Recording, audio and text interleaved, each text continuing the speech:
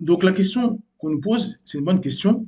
Comment le musulman doit se positionner face au réchauffement climatique, face aux luttes pour l'environnement, tout ce qu'on entend à la télé, dans les médias, sur le fait de sauver la planète, sur le fait de agir pour la planète, etc. Comment doit se comporter le musulman? Est-ce que c'est vrai? On dit oui, c'est vrai, c'est bien. Ou est-ce qu'on dit non, c'est faux, c'est pas bien, n'importe quoi, ça ne nous intéresse pas? Donc déjà, on va répondre à ça en trois points. Donc le premier point, c'est la base qu'on doit se donner, c'est la parole d'Allah Azzawajal. ظهر الفساد في البر والبحر بما كسبت ايدي الناس ليذيقهم بعض الذي عملوا لعلهم يرجعون. Donc dans la sourate 30, au verset 41, d'après la traduction approximative, Allah Azzawajal dit: la corruption est apparue sur la terre et dans la mer à cause de ce que les gens ont accompli de leurs propres mains, afin qu'Allah leur fasse goûter une partie de ce qu'ils ont œuvré. Peut-être reviendront-ils vers Allah. Donc, le premier point qu'on doit mentionner, c'est que les péchés et les égarements des hommes ont un impact sur la planète. Les actes des gens, ceux qui désobéissent à Allah Azzawajal, on leur a donné le Coran et la Sunna pour l'univers, pour le monde.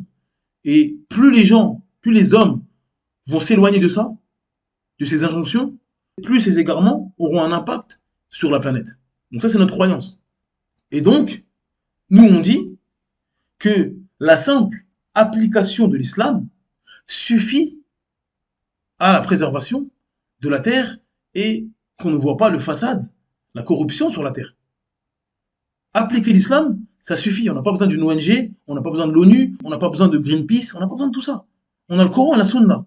Être musulman tous les jours, ça suffit pour préserver nos âmes, être heureux dans ce bas monde, dans l'au-delà, et pour que la planète soit préservée.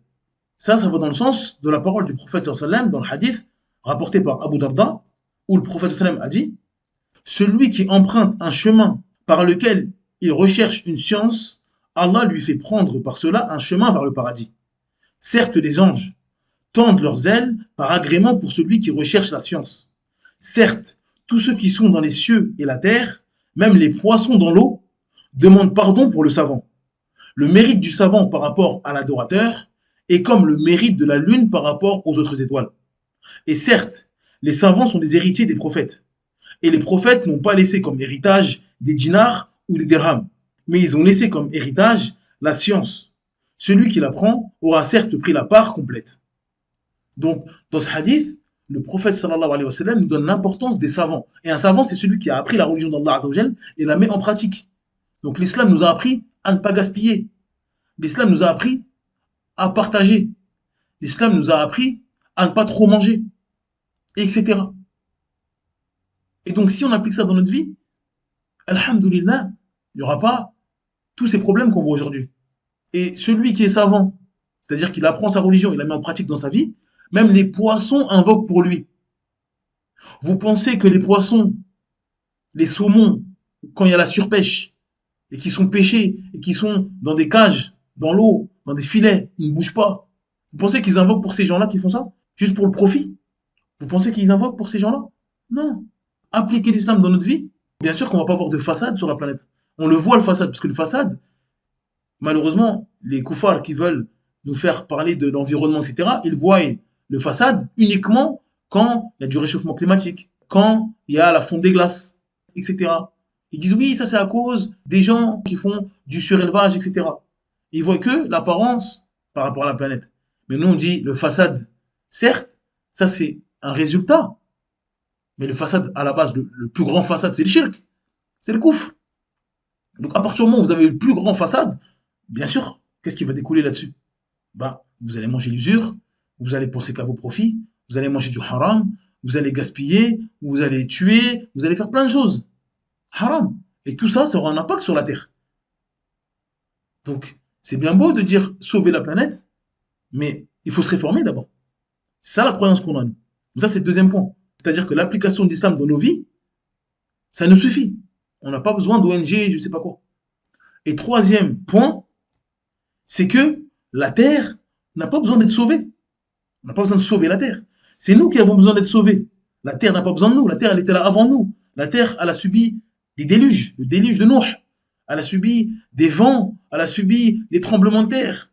Elle a tout subi. Des volcans, tout. Elle est toujours là, la Terre. La Terre, elle risque juste de vous engloutir et de nous anéantir. Mais vous inquiétez pas, elle sera toujours là, la Terre. Quelques années, milliers d'années, et après c'est fini. Allah, il va remplacer des désobéissants, les pervers, et il va remplacer par des générations meilleures. Vous inquiétez pas. Donc n'ayez pas peur pour la Terre. Sauvez-vous. Le musulman, il pense à se sauver. Il n'a pas peur pour la Terre. Nous, on sait que la Terre, Allah, il va détruire la Terre. On sait qu'il y aura un jour du jugement. Donc on n'a pas peur de la Terre, on sait déjà comment ça va finir. On sait déjà comment ça va finir. On sait comment vont finir les montagnes. On sait tout ça. Il y a juste à lire Juz Amma, juste à Barak. Et vous savez qu'est-ce qui va se passer avec les montagnes, comment le ciel va être, vous savez tout. Donc on n'a pas besoin d'avoir peur pour la terre, on doit avoir peur pour nous, par contre. Parce que quand ce jour va arriver, on va nous juger sur nos actes. Donc il faut avoir peur pour nous, pas pour la terre. Sauver la terre. Comment vous allez sauver la terre? Sauvez-vous. Vous croyez que la terre a besoin de vous? Même si demain, il y a la fonte des glaces, même si demain, il y a un déluge, tout le monde est englouti par la mer, la terre, elle sera là. C'est vous qui allez plus être là. S'il y a des tremblements de terre partout, vous êtes englouti par la terre, elle sera là. C'est vous qui allez être sous terre. Donc, avant que ça arrive, regardez vos œuvres. Regardez ce que vous faites tous les jours. Donc, il faut avoir peur pour nous, pas pour la terre. Wallahu a'lam.